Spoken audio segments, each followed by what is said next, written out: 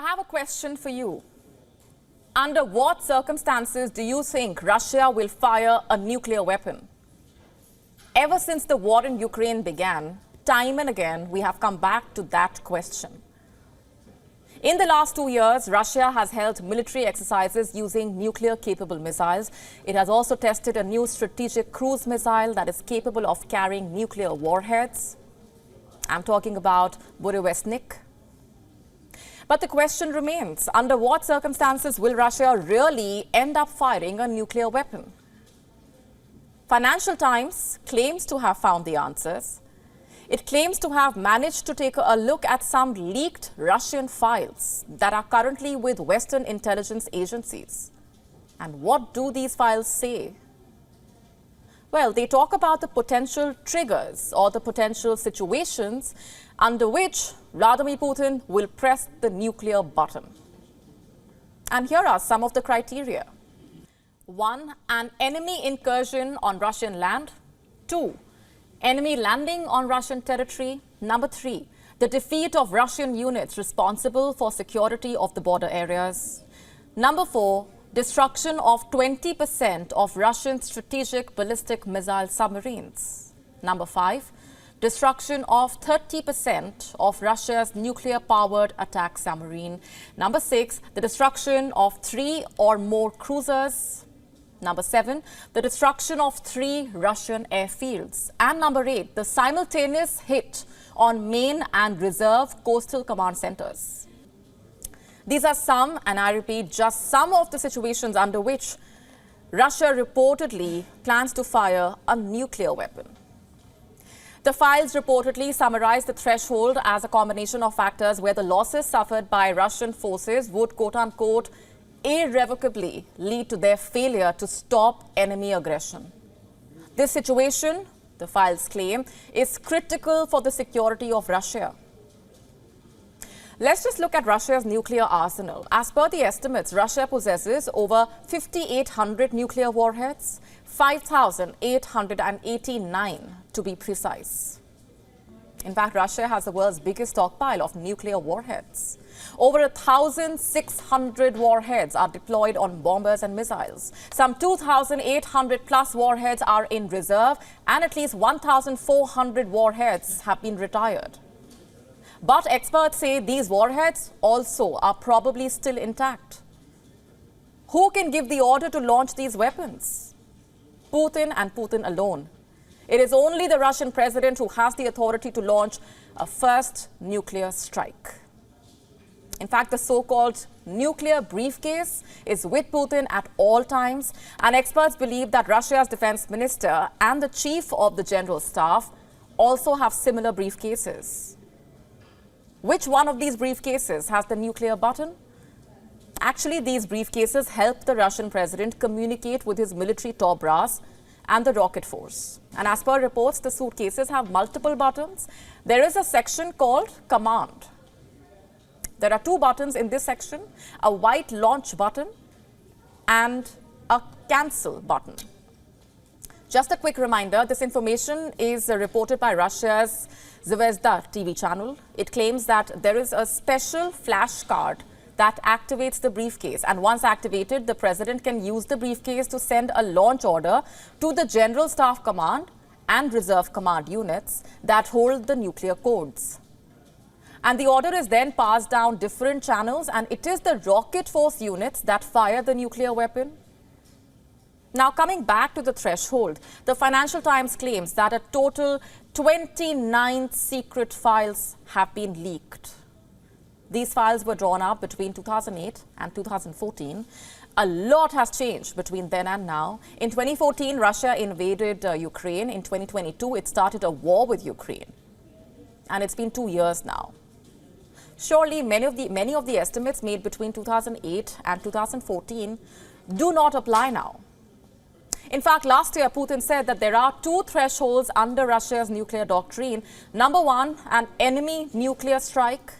Number 2, if the very existence of Russia as a state comes under threat. Does not matter if it is the result of the use of a nuclear or non-nuclear weapon.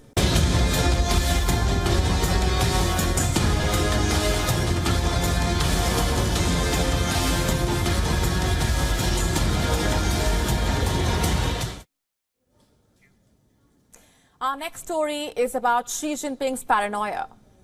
It knows no bounds, it seems. China, or shall I say spy state China, has expanded the scope of its state secrets law. Yes, the state secrets law. And this, by the way, is happening for the first time since 2010. What was the trigger? And what will the expanded law really cover? In 2 words, work secrets. You got that right. In fact, China's top legislative body passed the revised law on guarding state secrets on Tuesday. And when does it come into effect? The 1st of May. And what exactly would this expanded law mean for the people on the ground? Basically, the move reeks of Xi Jinping's paranoia, his sharpening focus as far as national security is concerned, to the extent that he would clearly go to any lengths. And by the way, this focus on national security has already resulted in updates to the anti-espionage law last April. There has been rising concern over what all this means for the business community. The thing is, this tightening of grip by the state makes it tricky for companies. Why is that? Because it might hamper their ability to get information that would be required for decision making. You know, in relation to their China operations, for example. So what does this expanded law entail? What exactly would the inclusion of work secrets come down to? Basically, government agencies and work units would be required to protect pieces of information that are not state secrets, but will cause certain adverse effects if leaked. But at the same time, it's been said that the rules on the specific management of work secrets would be released separately. No date has been given. The purpose could also be to guard information related to the organizational structure of state institutions. Also, the Ministry of State Security has increasingly taken to its official WeChat social media account since last year, aiming to warn the public to stay vigilant against foreign espionage efforts. We've been telling you about this. In fact, the European Chamber head described the work secrets provision as vague and at odds with the Chinese government's stated aim of prioritizing the stabilization of foreign investment this year. He has said that if China intends to shore up foreign investor confidence, then the laws implementing regulations need to clearly define and limit the scope of this term. And by the way, you know what all constitutes state secrets in China currently? Well, a lot. And that is an understatement. As of now, state secrets involve areas ranging from government and Communist Party decision-making to military and diplomatic activities, also economic development, science and technology. Like I said, a lot. So essentially, what the update to the law means is that the state secrets law, which was already quite broad, will be broadened up further. What is this the result of, if not the president's broadening paranoia? Spy state China is at it again, doing what it does best.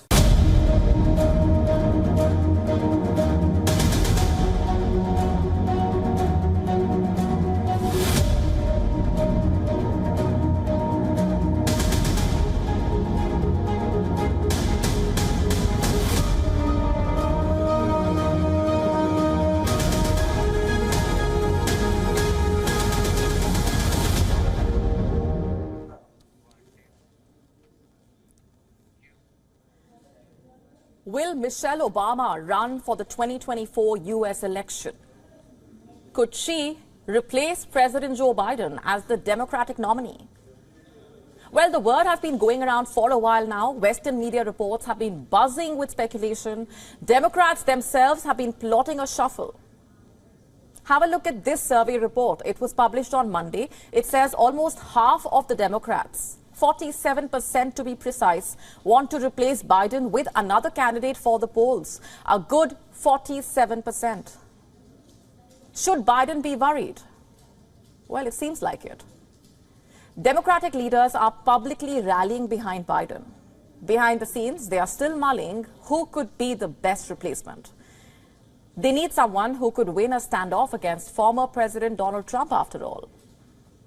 According to former White House and Pentagon official Douglas McKinnon, if not Vice President Kamala Harris, Democrats could look to a past superstar, and Michelle Obama stands a good chance. Among other options, Obama received 20% support from the Democrats. She beat other candidates, including Vice President Kamala Harris and former Secretary of State Hillary Clinton. Could the former First Lady snatch Biden's ticket? Even the Republicans have floated a similar theory, in fact. Vivek Ramaswamy has doubled down that Democrats will swap out President Biden with Michelle Obama. Trump advisor Roger Stone has predicted the same. In fact, this is what he posted on the platform X. Let me read it out for you. I continue to predict, as I have for well over 2 years, that Michelle Obama will be the Democrat Party nominee for president in 2024. And by the way, to back up his claims, he posted a snippet from a podcast interview. In this clip, Michelle said, and I'm quoting, "I am terrified about what could possibly happen because our leaders matter. Who we select, who speaks for us, who holds that bully pulpit. It affects us in ways that I think sometimes people take for granted." You see, Michelle said that she is terrified. Yes, that's the word she used. Terrified of who would be the next president.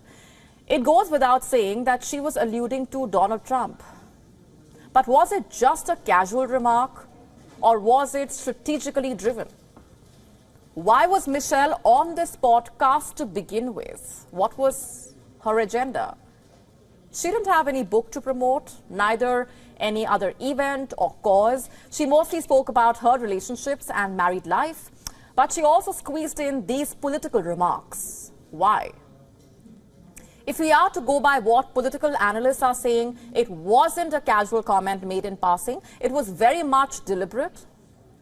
Was Michelle testing the waters? Was it a message to Democratic leaders? A New York Post report goes so far as to claim that Michelle met several big hedge CEOs in New York. It was the summer of 2022, and the former First Lady reportedly said, "I am running and I am asking for your support," quote unquote. Now, let's just assume for a minute that Michelle does plan to throw her hat in the ring. What then? Could she survive a standoff with the former President Donald Trump? Consider what happened with the Clintons. In the year 2016, less than 2 weeks before Election Day, Hillary Clinton held a clear lead in the polls. State polls showed Clinton was ahead in the key battlegrounds. Even the data team doing the analytics for the Trump campaign reported that they had just a 15% chance of winning. But then we all know what happened next. Clinton's personal email server scandal boiled over. Her announcement to campaign in Arizona did not help her cause either. After all, Arizona had only voted for a Democrat for president once since 1948. And that was only for her husband, Bill Clinton. Hillary lost to Trump regardless, despite her lead, despite her popularity.